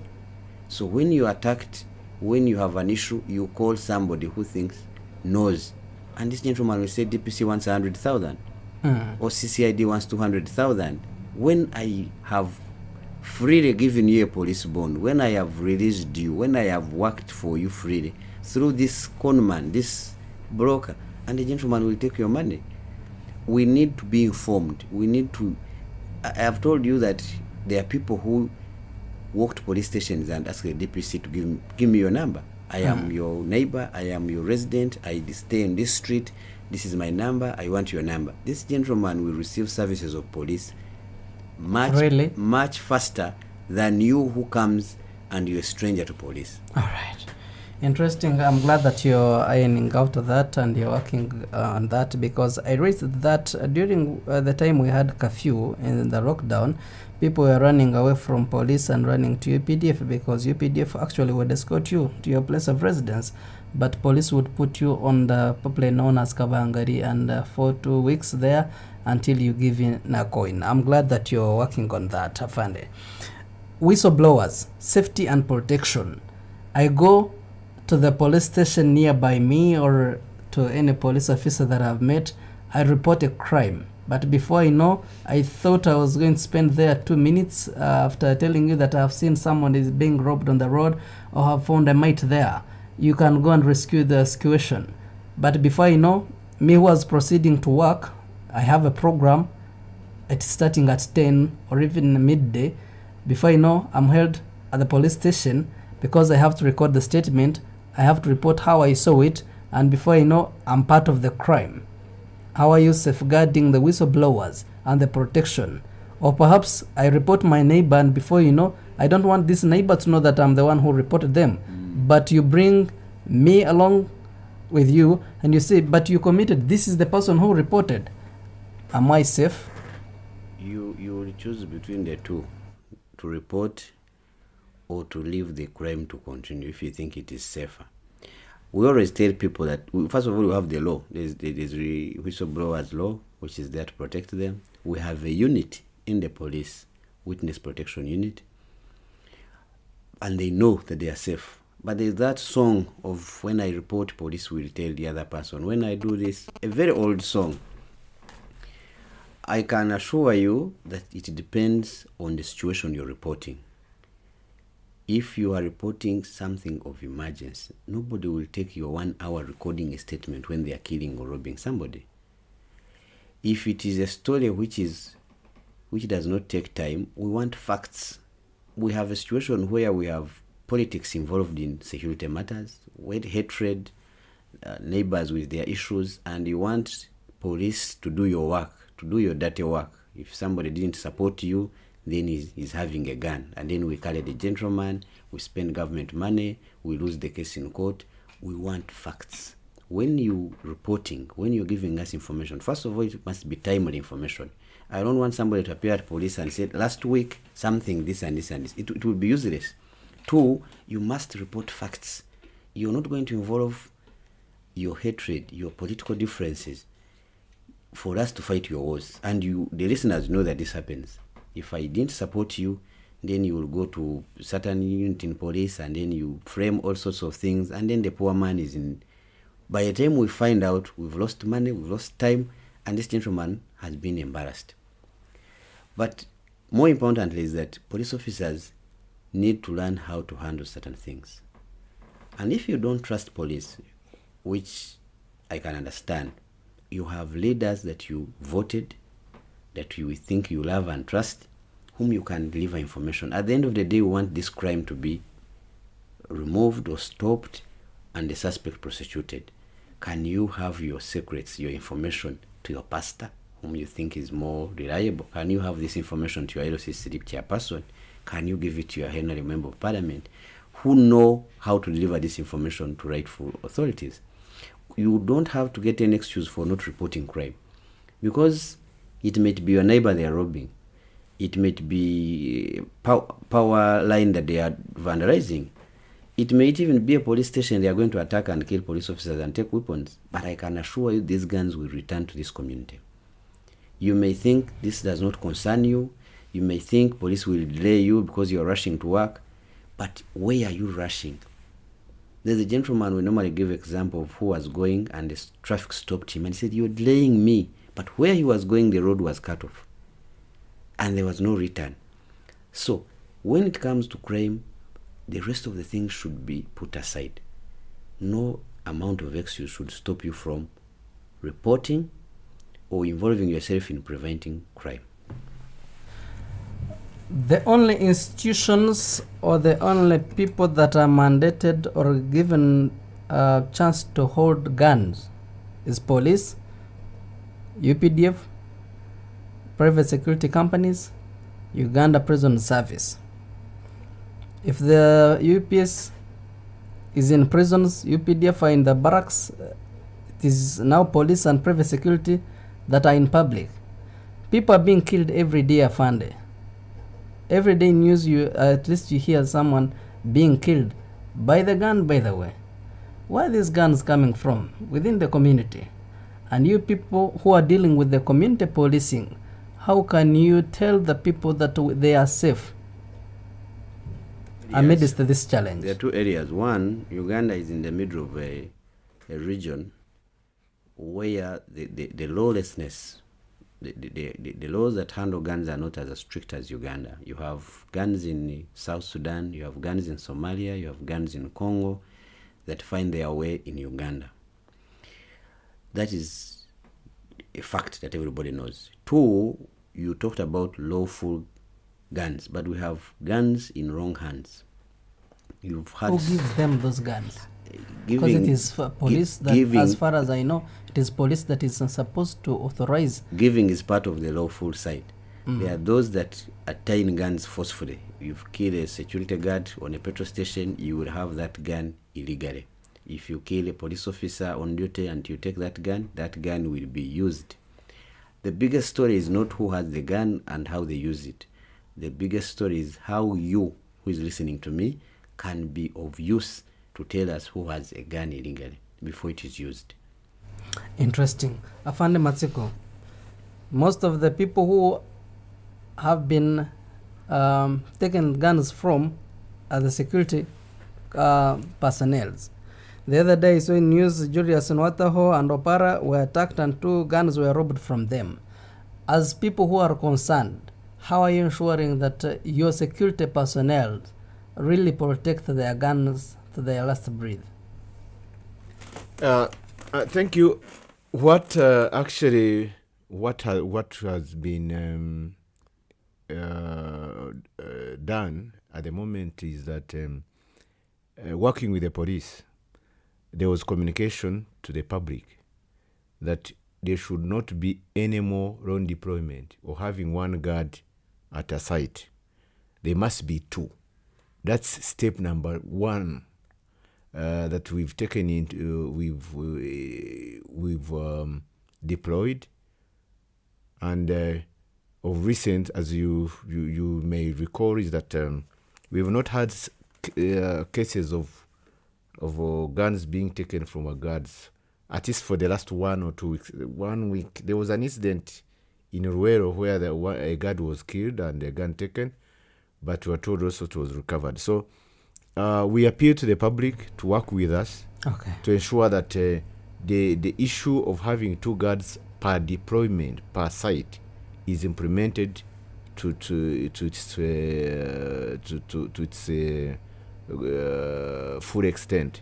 How effective is that going to be? Because by the time I come for 1 security guard, that means it is the one that I can afford. Now you're telling me to cater for 2. Yes, very true. Actually, that's the argument the public out there has given us. But members, people out there should know that this is a matter of life and death. Please, let's not joke with it. If you've been having 1 guard and the company has told you to pay for another guard, please do, because this is protect the guards and the weapons are on your site. But also know that this gun, when the guards are being attacked, you may also not be spared. So you rather incur that extra cost to accommodate the second gun. We've also seen that this has also been, we thank the public that those who have embraced it and have responded positively, but we've also seen some who are still insisting. And the directive is that if you cannot pay for the second gun, for the second guard, then the services are withdrawn. All right. Whether you have the contract with this company, you are not going to take national security issues cannot be played around with the contracts. Yeah, so interesting. Yeah. Afande Donald, you've mentioned most of the things, and our time is really not our friend. But how are you protecting your police officers who are serving the community? Because Chanja last time was attacked, Busika was attacked. How are you ensuring, apart from withdrawing, because withdrawal itself is another kind of discussion, because people would say you're fearing now. That's why you have closed some police posts. But how are you ensuring that your personnel also are protected in this kind of move and act? 2 things. 1, it is not true that we withdrew our forces. We merged forces. The first principle in security is that the person giving security to others must be alive. it loses meaning if the one protecting others dies first. So we had to merge for numbers.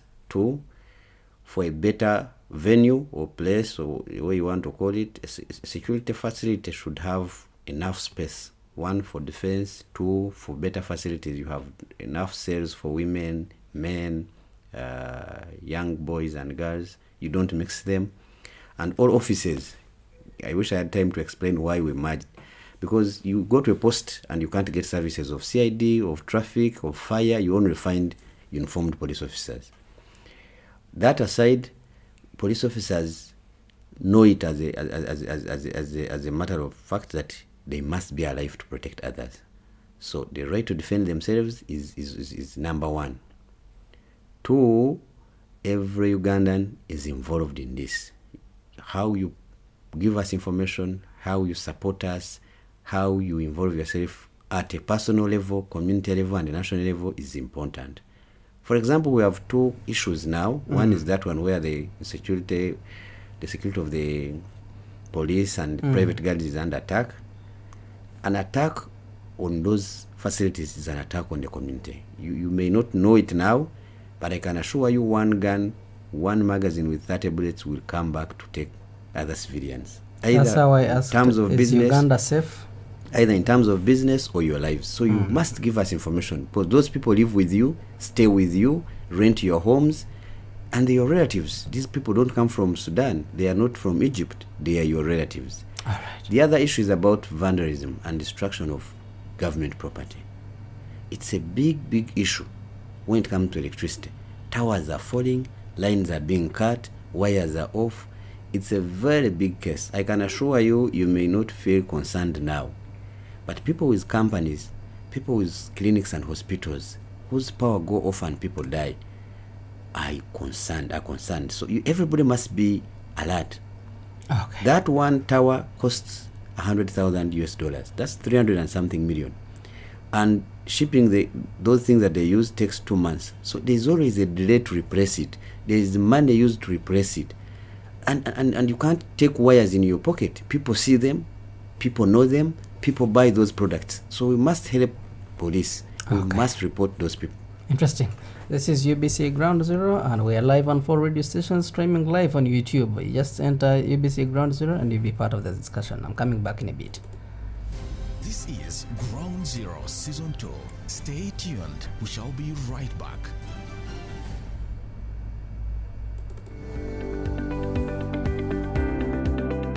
UBC Radio informs its esteemed listeners about the changes in our daily programming schedule. This is due to the broadcast of the World Cup Qatar 2022 football tournament.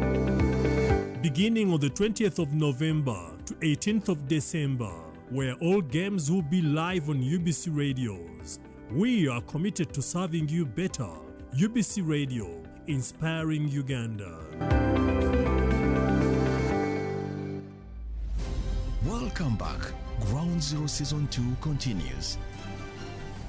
Welcome back from that very short break. UBC Ground Zero continues, and we thank you for the time that we've started with you, and you are still with us. I hope we are together in this very discussion, and we are getting informed on how best we can transform ourselves, because security, as they said in the discussion, is everyone's concern and mandate. Let me get 3 or 2 callers, and then we are ending our program shortly.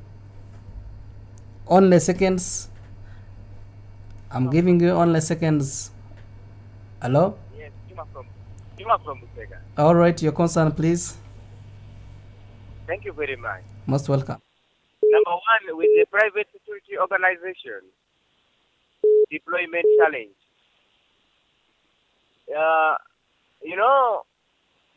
Some of the organizations within the security and the private sector, the way supervisors they deploy sometimes not reasonable.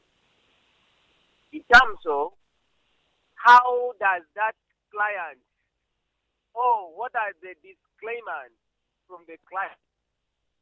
What are the policies of the client that can adopt by the security who is guarding?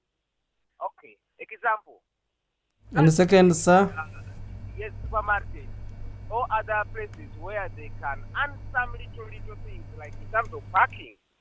The supervisor is every time there and eyeing at the pocket of this security guard without thinking that maybe this privilege to this guard, only that let us boost this guard to be extra alert when in the duty. But All you right. will find this supervisor, okay, second, please. Police, they will never change. Someone was saying that you were singing old songs. Why? Who has failed to bring it to remix? Who has failed to bring it a new song? It will never happen. Why? Corruption has already overyielded within the. Without money, no one even can come for rescue. Once they know there is money somewhere, come and rescue you within a minute. What does it take? All right. There is no balancing, equal opportunity, not only to help with the earth. God who knows tomorrow it will be.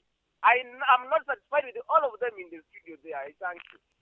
Most welcome, Juma, raising such pertinent issues about our national security.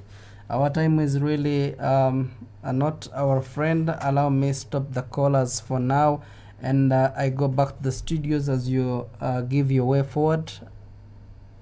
Let me start with you, Afande Masiko. Thank you. On the way forward, and as the you caller asked. from Sega, he brought the issue of supervision. Yes, very true. And as I mentioned before, that we are addressing that. We are using technology to address some of these issues with the what we call the base guard web application. Then secondly, we don't encourage the issue of a guard when he's at a supermarket to be picking money from customers. That distracts the guards from the work. But still, an appreciation can be an appreciation, but we don't encourage guards to demand. If someone has willingly given a token, well and good. But we should also be cautious on who gives such inducements.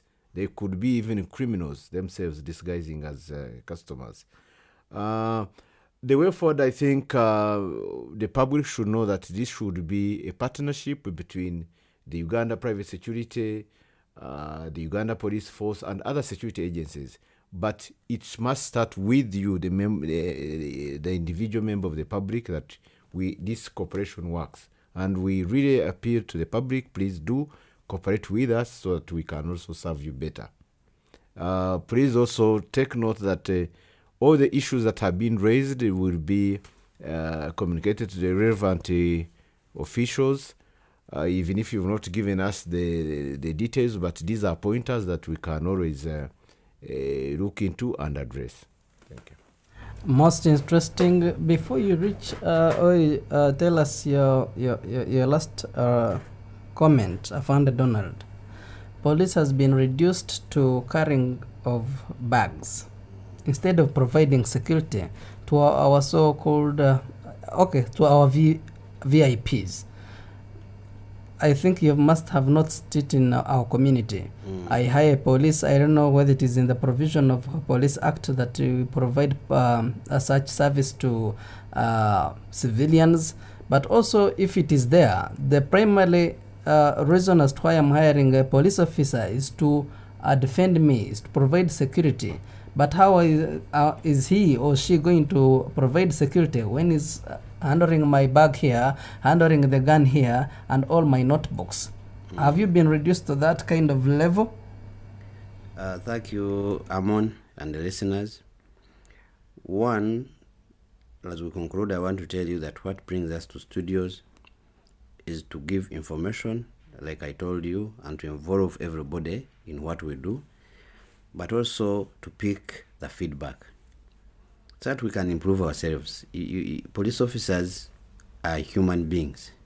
So we make mistakes, we forget, we go back for training, and the feedback we pick from the community via phone calls makes a huge difference. The gentleman from Sega called Juma, he's not satisfied with us. I can assure you there must be members of the community near you or in your family that are not satisfied with you. So it's normal not to be satisfied with us.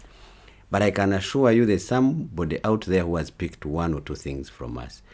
We are not a monopoly. We are not masters of security. It's everybody's concern, including you, Jima. About our conduct of our officers who are giving VIP services, it's an error on our side as police, and specific commanders have been talked to. A police officer must be briefed before deployment. And where we make mistakes after deployment, we review. After an operation, we review. We make after action review. Because, like I told you, these are human beings. They get close to their principal. They go beyond what they should do. They become family members. They even sometimes some people fall in love, because I've told you we're dealing with a human being. But it is not correct. It is unprofessional, because your work is to provide security. Holding umbrella, holding bags, buying goods at home is out of the scope, and that's a personal mistake which must be corrected by commanders. Back to security guards, I am happy that people listened in and gave in their views. The security companies must address this. A security company must be started by somebody who is able. If you don't have money, don't enter that business, because it is costly. It's a very, very expensive venture.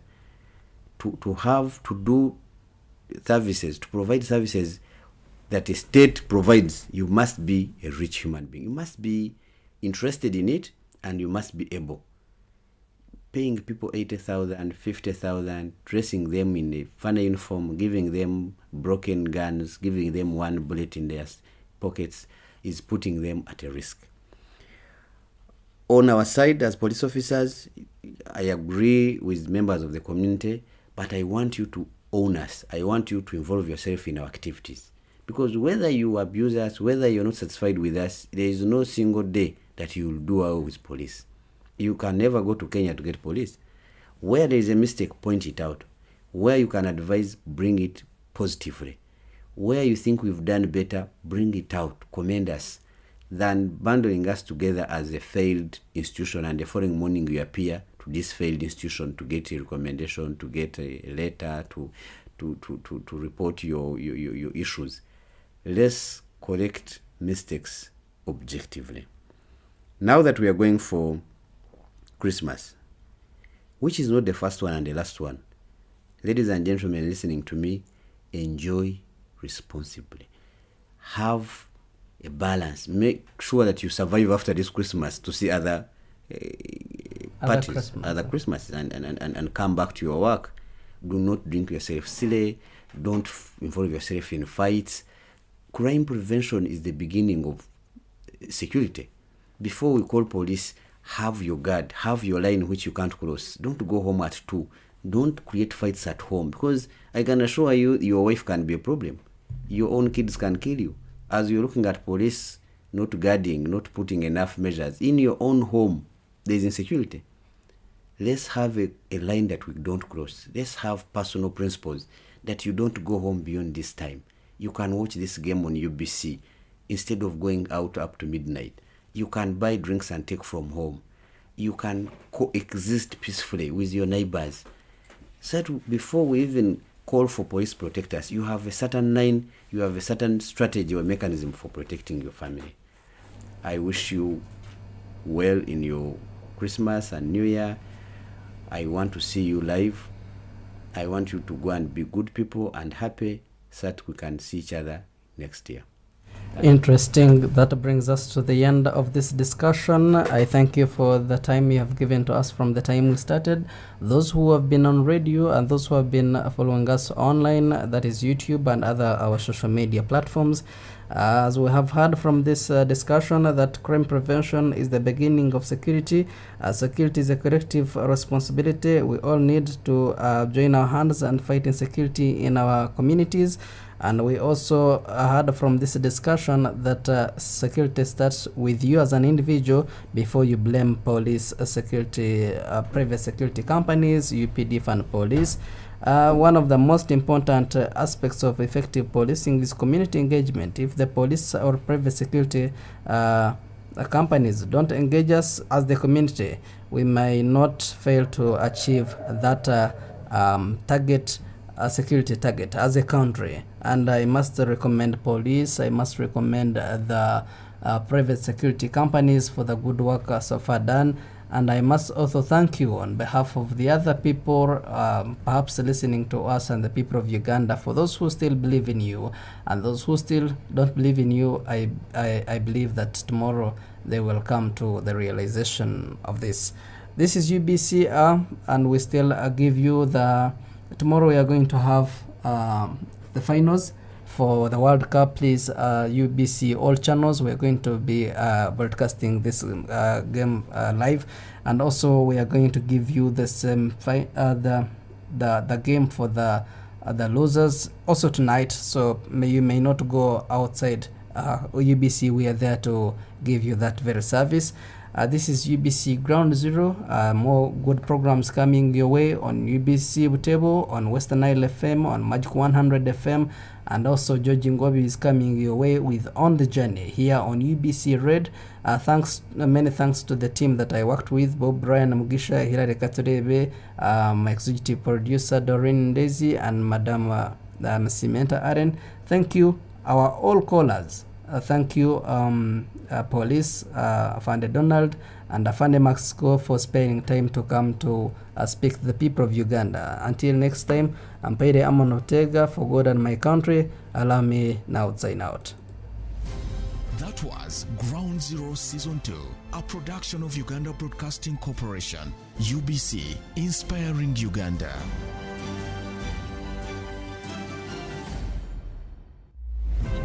It's